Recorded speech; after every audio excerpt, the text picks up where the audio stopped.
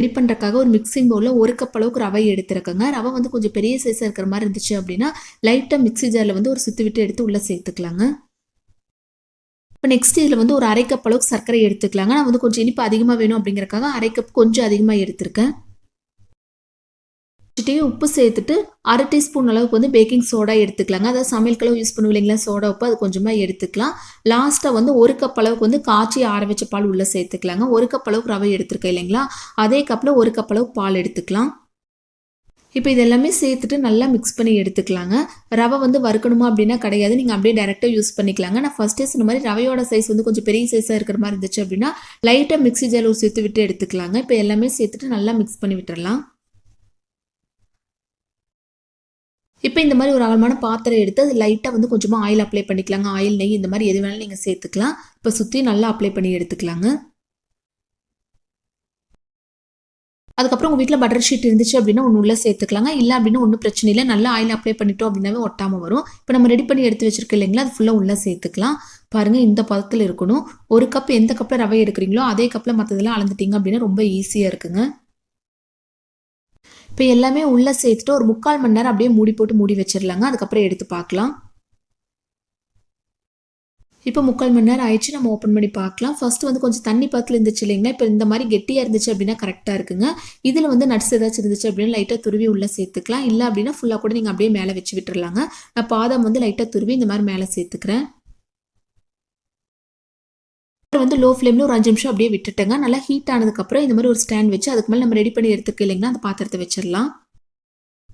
இப்போ இது மூடி போட்டு மூடி வச்சிடலாங்க. இதுக்கு வந்து கேஸ் கட், விசில் அந்த மாதிரி எதுவுமே தேவையில்லை. 30 நிமிஷம் லோ ஃப்ளேமில் அப்படியே இருக்கட்டுங்க. அதுக்கப்புறம் எடுத்து பார்க்கலாம்.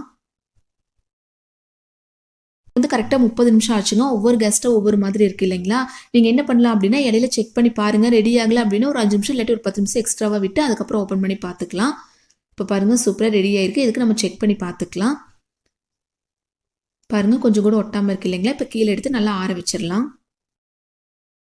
நல்லா ஆறட்டுங்க. அதுக்குள்ளே சுகர் சிரப் ரெடி பண்ணிக்கலாம். ஒரு பாத்திரம் வச்சு 1/2 கப் அளவுக்கு சர்க்கரை எடுத்துக்கலாங்க. எந்த அளவுக்கு சர்க்கரை எடுத்துமோ அதே அளவுக்கு தண்ணி சேர்த்துக்கலாங்க. இப்போ சர்க்கரை நல்லா கலந்து விட்டுடலாங்க. சர்க்கரை நல்லா கரைஞ்சா மட்டும் போதும். இந்த பாகுபதம் அந்த மாதிரி எதுவுமே தேவையில்லைங்க. இந்த மாதிரி நல்லா கலந்து விட்டுடலாம். இப்போ இது நல்லா வாசனையாக வேணும் அப்படிங்கிறவங்க லைட்டாக ஏலக்காய் பவுடர் உள்ளே சேர்த்துக்கலாங்க. சேர்த்துட்டு ஒரு டைம் நல்லா கலந்து விட்டு இப்போ ஸ்டவ் ஆஃப் பண்ணி கீழே எடுத்து வச்சிடலாம். எப்பவுமே கேக்கெல்லாம் செஞ்சோம் அப்படின்னா நல்லா ஆறுனதுக்கப்புறம் ஒரு பிளேட்டுக்கு மாற்றிக்கலாங்க. கொஞ்சம் சூடாக இருந்தால் கூட நம்ம எடுக்கும்போது லைட்டாக ஒட்டின மாதிரி வரும்.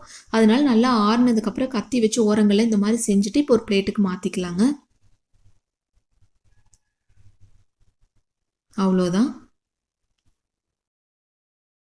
இப்போ அந்த பட்டர் ஷீட் எடுத்துடலாங்க.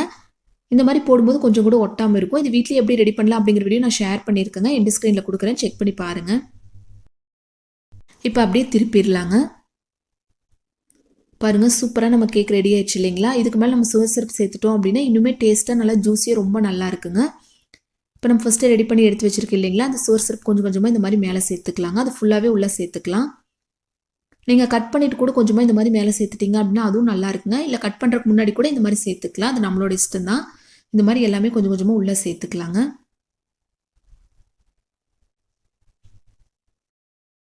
இது உங்ககிட்ட கட் பண்ணி காமிக்கிறேன் பாருங்கள். நம்ம சுகர் சிரப் மேலே சேர்த்துருக்கோம் இல்லைங்களா, அதனால ரொம்ப ஜூஸியாக கட் பண்ணுறதுக்கு வந்து ரொம்ப சாஃப்டாக இருந்துச்சுங்க.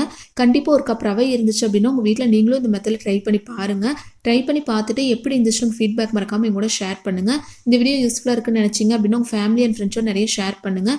நம்ம சேனல் இன்னும் சப்ஸ்கிரைப் பண்ணால் பார்த்துட்ருக்கீங்க அப்படின்னா கீழே red colour subscribe button press பண்ணி சப்ஸ்கிரைப் பண்ணிவிட்டு பக்கத்தில் இருக்கிற பெல் ஐக்கானில் ஆல்ங்கிற ஆப்ஷன் கிளிக் பண்ணி வச்சிட்டிங்க அப்படின்னா நான் எப்பப்போ வீடியோஸ் போடலாம் மொபைலுக்கு நோட்டிஃபிகேஷன் வரும். நம்ம சேனல்ஸோட வீடியோஸில் நீங்கள் தாராளமாக பார்த்து தெரிஞ்சுக்கலாம். இங்கே பாருங்கள் எவ்வளோ சாஃப்டாக நல்லா ஜூஸியாக இருக்குது. கண்டிப்பாக எல்லாருமே ட்ரை பண்ணி பாருங்கள். தேங்க்யூ ஃப்ரெண்ட்ஸ், பாய்.